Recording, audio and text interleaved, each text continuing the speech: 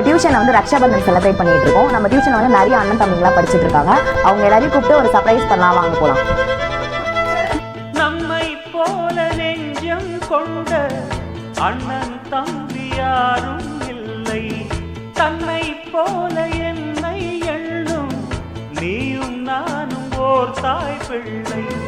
தம்பி உந்தன் உள்ளந்தானே அண்ணன் என்றும் வாழும் எல்லை. ஒன்றாய் காணும் வானம் என்றும் ரெண்டாய் மாற நியாயம் இல்லை. கண்ணோடுதான் உன் வண்ணம், நெஞ்சோடுதான் உன் எண்ணம்.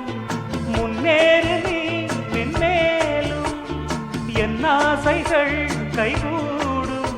இந்த நேசம் பாசம் நாடும் வாழ்வு